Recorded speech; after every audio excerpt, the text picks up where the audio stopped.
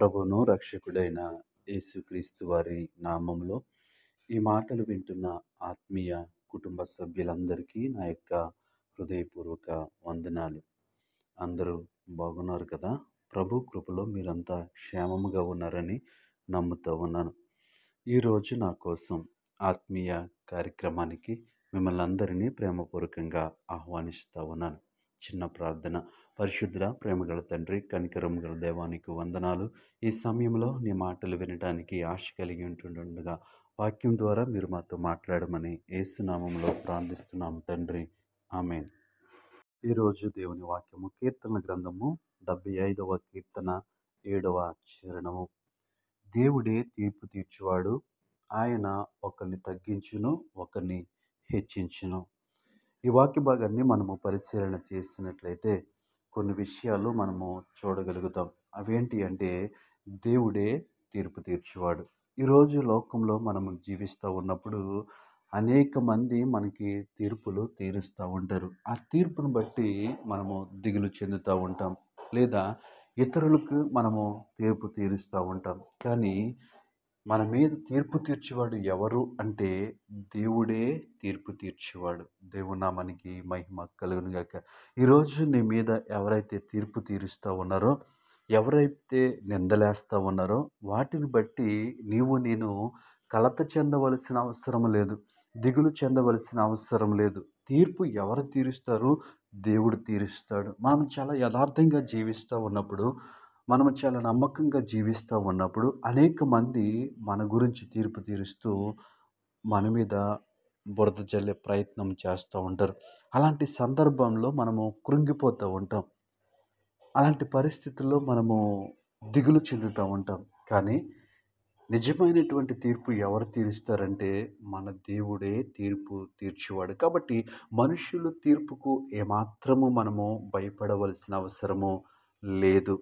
ఇంకా మనం చూసినట్లయితే, ఆయన ఒకరిని తగ్గించును, ఒకరిని హెచ్చించును. మనల్ని హెచ్చించాలన్నా, మనల్ని తగ్గించాలన్నా ఎవరు అంటే దేవుడే.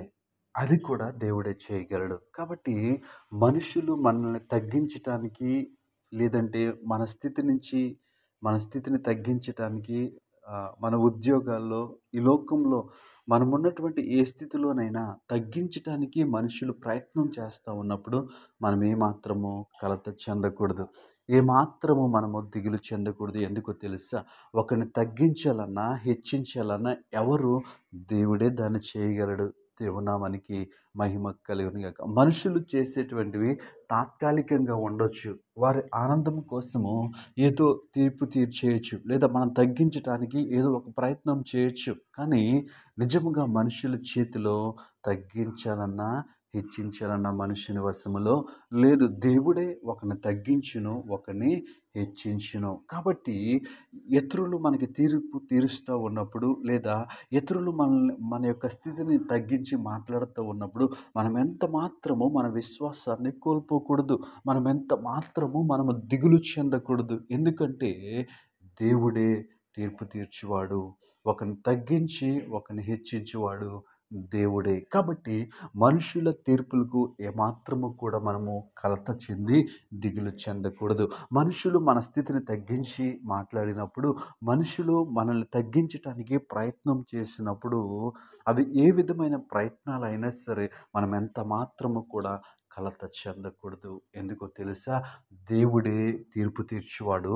దేవుడే ఒకరిని తగ్గించువాడు, ఒకరిని హెచ్చించువాడు. కాబట్టి మనుషుల చేతిలో ఏమీ లేదు. సమస్తము ఎవరి చేతిలో ఉన్నాయి? దేవుని చేతిలో ఉన్నాయి. దేవునామానికి మహిమ కలుగును కాక. కాబట్టి మనము దేవునికి లోబడివారుగా ఉండాలి. దేవుని యందు విశ్వాసం ఉంచాలి. దేవుని యందు మనము నమ్మకం ఉంచాలి. ఎప్పుడైతే మనం నమ్మకంగా జీవిస్తామో, యథార్థంగా జీవిస్తామో, విశ్వాసముగా జీవిస్తామో, ఆయనే మనకి తీర్పు తీరుస్తాడు. ఆయనే మనల్ని హెచ్చించువాడు.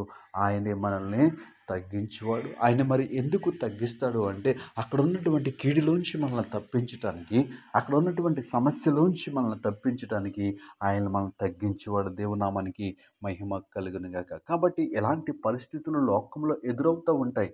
వాటిని బట్టి దిగులు చెందొద్దు. వాటిని బట్టి మన విశ్వాసాన్ని కోల్పోవద్దు. దేవుని వాక్యమందు నమ్మకం ఉంచుదాం.